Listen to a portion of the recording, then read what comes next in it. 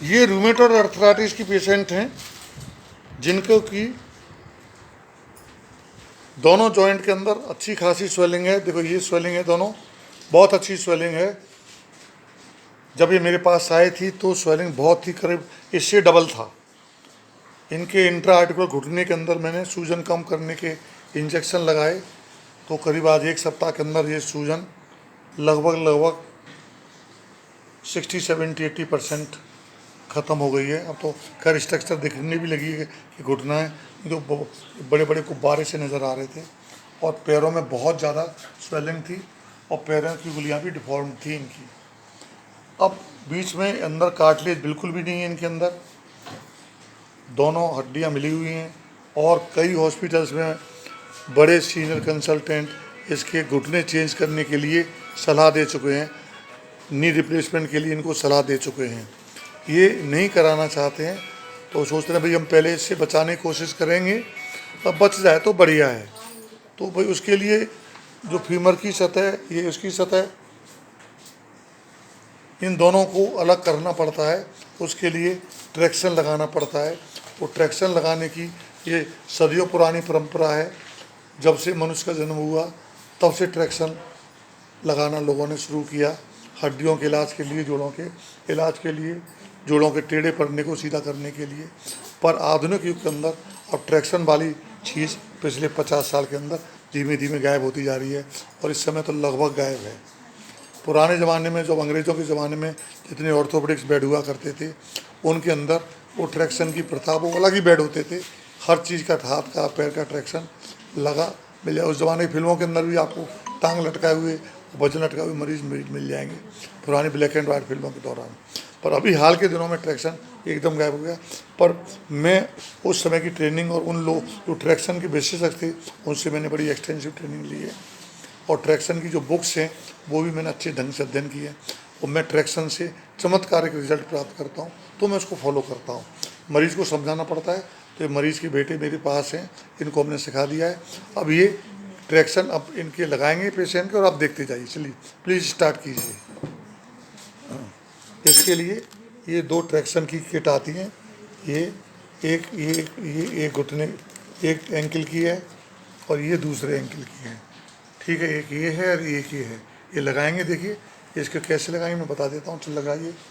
एक ये रोए वाली टॉवेल होती है, ये दोनों मीडियल लेटरल मेल्यूलस है, हड्डी से निकली हुई है, ये मिडल मेल्यूलस है। और इसके ठीक 2 इंच ऊपर ये सबसे पतला हिस्सा होता है और इसको इनको ही खींचा जाता है। इस सबसे पतले हिस्से पर कस के ये यहाँ बांधा जाता है कि जहाँ ये ढलान खत्म हो गई, ये सबसे गड्ढा होता है, इस जगह का इसको बांधा जाता है। चलिए टॉवेल को कस के, पूरी ताकत से कस के बांधिए।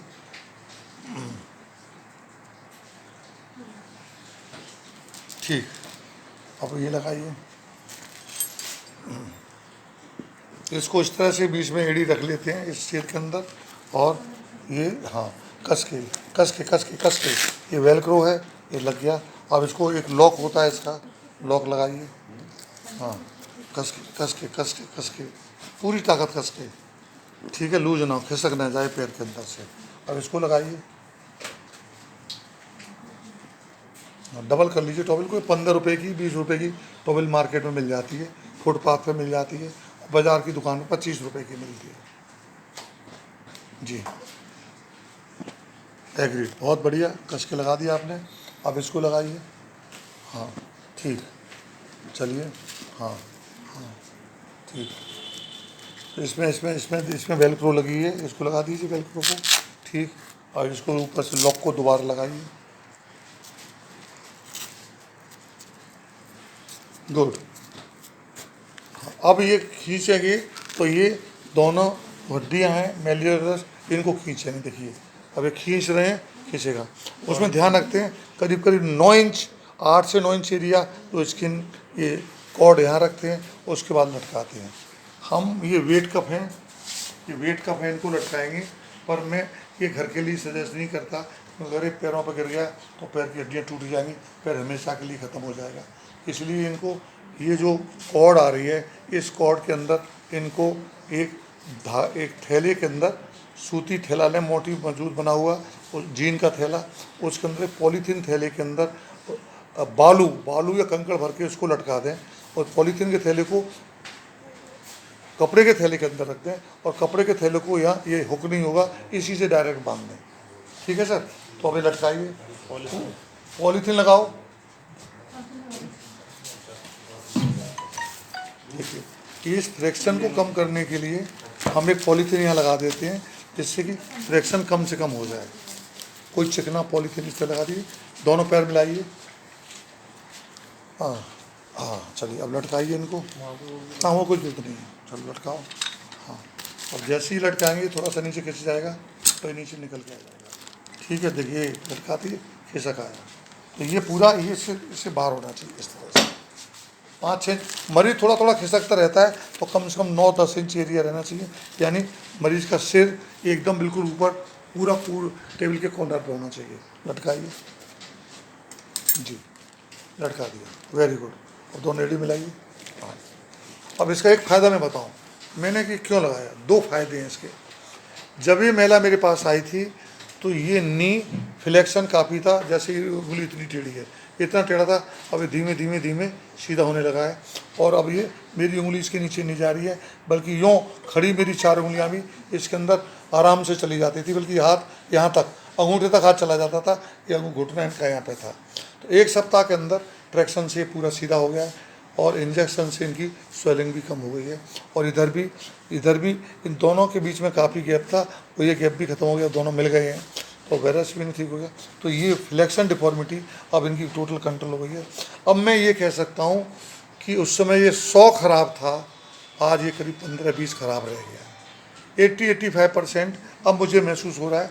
दूसरा, पैरों की स्वेलिंग भी इनकी बहुत ज़्यादा थी, वो स्वेलिंग काफ़ी कम हो गई है। उसके लिए इनको अलग दवाएं चल रही हैं। रूमेटॉइड अर्थराइटिस इनका क्वांटिटेटिव किया है, RA फैक्टर इनका मोर देन 120 है। वो 10,000 है, 8,000 है, 12,000 है, 1 करोड़ है, 2 करोड़ है या 121 है, कोई नहीं जानता।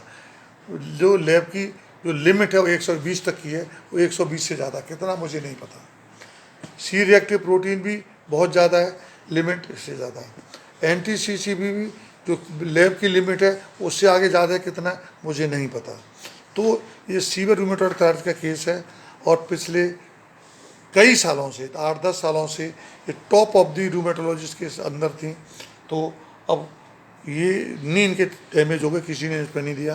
अब तो इसकी एज ही 50+ है, तो उसके बाद जो ऑस्टियोआर्थराइटिस जो बुढ़ापे की होती है, पोस्ट मेनोपॉजल, दूसरा इनको अच्छी खासी ऑस्टियोपोरोसिस है, उसका भी इलाज चल रहा है। तो मल्टी फैक्टोरियल मल्टी मॉडलिटी इलाज चलाना पड़ता है।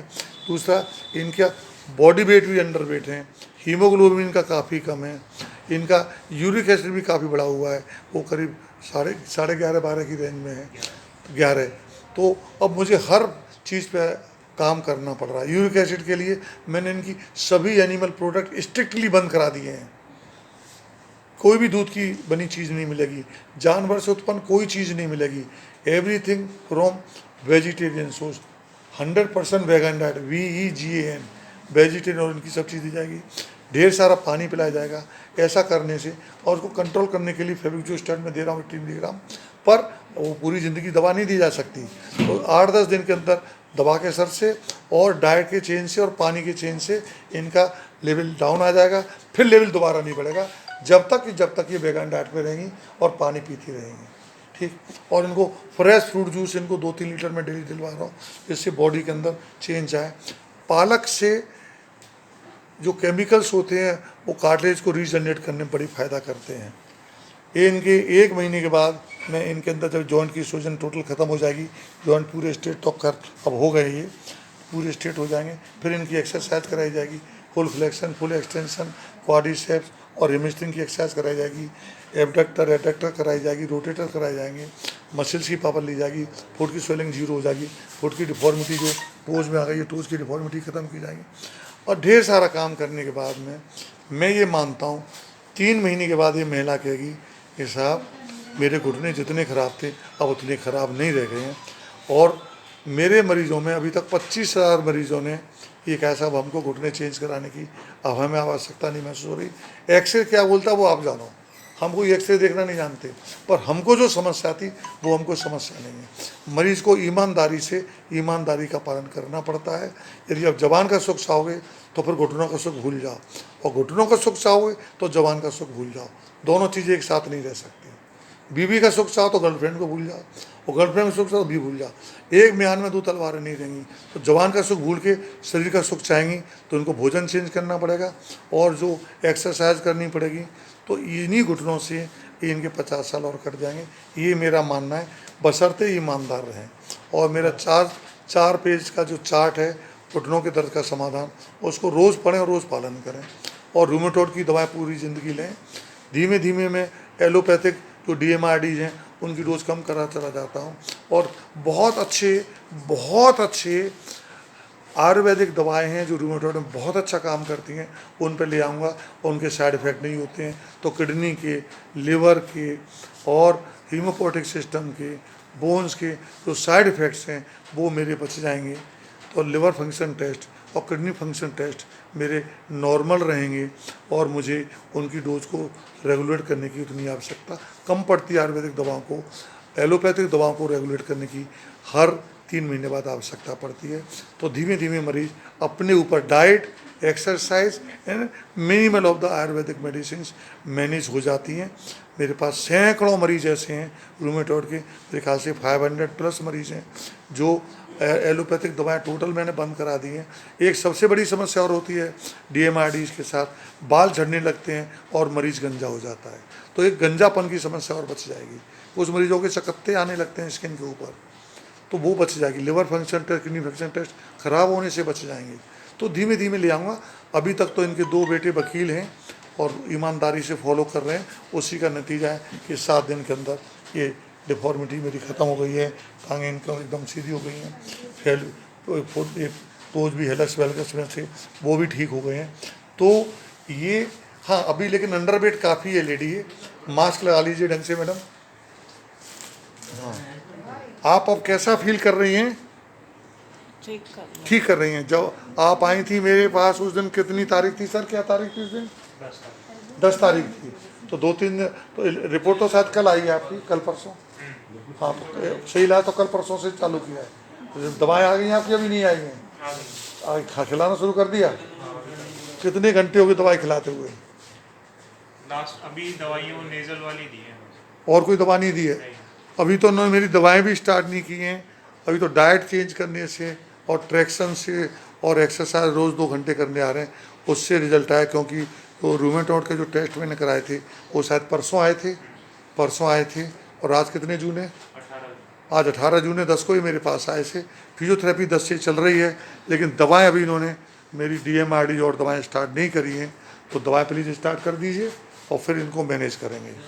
तो ये मल्टी मॉडल, मल्टी डिसिप्लिनरी मेरी पूरी फिजियोथेरेपी टीम है और तमाम चीज़ें मैं पूरे इन्वेस्टिगेशंस कराता हूँ, और उसके बाद हर चीज़ को मैनेज करते हुए प्रॉपर एक रूमेटॉइड का पर्चा बनाने में मुझे कम से कम 2 घंटे का टाइम लगता है। एक मरीज़ को मैनेज करने में मुझे कम से कम मरीज़ का मुझे 1 महीना मुझे अपने पास चाहिए।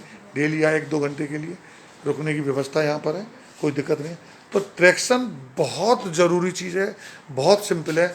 घड़ी में देखिए 1 मिनट में दोनों में ट्रैक्शन लग जाता है।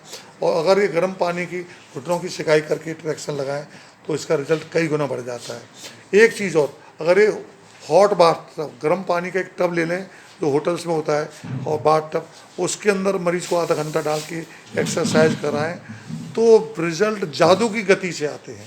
तो सर मैं आपको सजेस्ट करूँगा कि बाथ टब परचेज कर लीजिएगा, उसके बाद ट्रैक्शन लगाइए, तो बहुत तेज़ी से रिजल्ट आएगा इनका। ठीक, तो अब ये एक बेसिक्स मैंने रूमेटॉइड का बताया। मैं DMRD, disease modifying anti rheumatoid drugs, ये मस्ट हैं। सेलोजोपारिन, लेफ्नामाइड, मीथोट्रेक्सेट, SCQS, ये सभी दवाएं मस्ट हैं, पर ये साइड इफ़ेक्ट बहुत डालती है। तो स्लोली जैसे इफेक्ट आता है स्लोली मैं इनकी डोज कम करता जाता हूँ, और मैं प्योर आयुर्वेदिक फॉर्मुलेशंस पर ले आता हूँ, और उसको भी धीमे धीमे बढ़ाता जाता हूँ, ये कम करता चला जाता हूँ।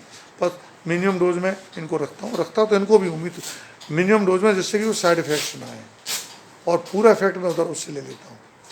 ठीक, मैं doctor Subhash Sal orthopaedic surgeon, bone joint care, A74 Sarita Vihar, new Delhi. Mobile 9810124433, landline 01142430066। Thank you. ये हाँ, एक दो चीज़ और करते हैं कि हम इसके अंदर जो पोस्टर जॉइंट कैप्सूल टाइट हो जाता है, इसके लिए हम इसके लिए हीटिंग पैड लगा देते हैं 1 नंबर पे करके। उसको लगा, हीटिंग पैड दीजिए। इसके लिए हीटिंग पैड लगा देते हैं ये नीचे से, और वो ठीक नी की बैक में होता है। हीटिंग पैड लगा दिया है, इसको बांध दीजिए, उसको 1 पे कर दीजिए। दिखाइए दिखाइए कितने पर है। हाँ, 1 पर, ये 1 पर कर दिया मैंने। हीटिंग पैड 1 पे कर दिया है, क्योंकि 1 पे थोड़ा गर्म होने में टाइम जरूर 1 मिनट का लगाएगा, लेकिन स्किन नहीं जलेगी। गरम हो गया है तो बहुत जल्दी हाँ, निकाल दीजिए, चल रहा है। तो बंद कर दीजिए इसको। हाँ ठीक। और इससे पहले इसको थोड़ा खोलिए, हीटिंग पैड ऐसे करके, फिर हम इसके साथ में पेन किलर के लिए टेंस और लगाते हैं। टेंस लगाइए। Transcutaneous electric nerve stimulation, इसका फुल फॉर्म होता है। ये पैड्स होते हैं, इन पैड्स को लगा देते हैं, इसमें इलेक्ट्रिक करंट निकलती है, जो लोकल पेन नर्व एंडिंग्स होती है, जो पेन को ब्रेन तक ले जाती हैं, उसको डिसेंसिटाइज करती हैं इलेक्ट्रिक करंट के द्वारा। तो मरीज़ को यहाँ का पेन फील होना कम हो जाता है। ही फील्स बेटर, ही और सी। ठीक है। इसमें हाँ जेल लगाते हैं इसके अंदर से, EEG की जेल आती है, ECG जेल आती है, जेल को लगाते हैं। इलेक्ट्रो कंडक्टर होती है, इसका अच्छा इफेक्ट आता है। एक इलास्टिक बैंडेज से टच कर देते हैं और इसकी हाँ, और इसके बाद आपने हीटिंग पैड लगा दिया नीचे की साइड में, और साइड में लेटरल मीटल साइड में तो पैड लगा दिए इसके, और पोस्टर साइड में आपने ये हीटिंग पैड लगा दिया। और इसकी मशीन ही होती है, देखिए ये मशीन होती है, अल्ट्रासाउंड है। तो इस मशीन के द्वारा 4-in-1 यूनिट है। इस मशीन के द्वारा अब इसको हम टेंस देंगे इसके अंदर से। फिर ये लिखा हुआ टेंस, ये टेंस लिखा हुआ है इसके अंदर, और इसको अभी टेंस दिया जाएगा। चलिए, ये इसके साथ और दिया जाता है। वो ना मल्टी मॉडलिटी है कि जैसे हम बहुत अच्छी सब्जी बनाना चाहते हैं, तो आलू उबाल के नमक नहीं डाला है, आलू उबाला, नमक डाला, टमाटर डाला, धनिया के पत्ते डाले, जीरा डाला, धनिया डाला, हींग डाली, हल्दी डाली, ठीक है, गरम मसाला डाला, जिसमें ऑलरेडी 10-12 मसाले होते हैं, करीब करीब 25 मसाले डालते हैं, तब सब्जी का बहुत अच्छा टेस्ट आता है। ऐसे ही अगर आपको मरीज़ के अंदर रिजल्ट लेना है तो वो बहुत ढंग से एनालिसिस करनी पड़ती है उसकी पूरी बॉडी की, सब रिपोर्ट्स की, और हर हथियार यूज़ करना है। मुझे हथियार से परहेज नहीं है, मुझे पद्धति से परहेज नहीं है। दुश्मन मरना चाहिए। मैं एक्स फौजी हूँ, मुझे दुश्मन को मारना है, चाहे चाकू से मारूँ, चाहे तोप से मारूँ, चाहे तमन से मारूँ, और चाहे कपड़े धोने की थपारी से मारूँ, चाहे मुक्कों से मारूँ। जैसे कल चाइना से लड़ाई हुई हमारे 20 सैनिक मार दिए। वहाँ पर कोई गोली नहीं चली, उन्होंने डंडों से और पत्थरों से मार दिए। उनके 40 मार दिए हिंदुस्तानियों ने, वो उन्होंने भी ऐसे मार दिए। मारने से मतलब है, हमें मरीज़ को रिजल्ट देने से मतलब है। चाहे वो फिजियोथेरेपी से है, चाहे वो डाइट थेरेपी से है, चाहे वो आयुर्वेदिक से है, चाहे यूनानी से है, चाहे एलोपैथिक से है, मुझे सभी पद्धतियों का बेसिक और अच्छा नॉलेज है। मैं हर पद्धति यूज़ करता हूँ। बस मेरा उद्देश्य है मरीज़ को जल्दी से जल्दी रिजल्ट देना। हाँ, मरीज़ को ईमानदार होना पड़ता है। घर के एक जिम्मेदार व्यक्ति को मेरे साथ ट्रीटमेंट प्रोटोकॉल में भागीदारी देनी पड़ती है, जिससे घर जाके वो साथ साथ उसको घर पे फॉलो कर सके।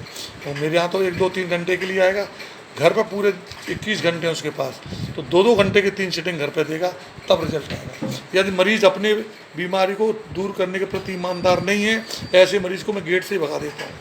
मैं बेईमानों के लिए नहीं हूँ।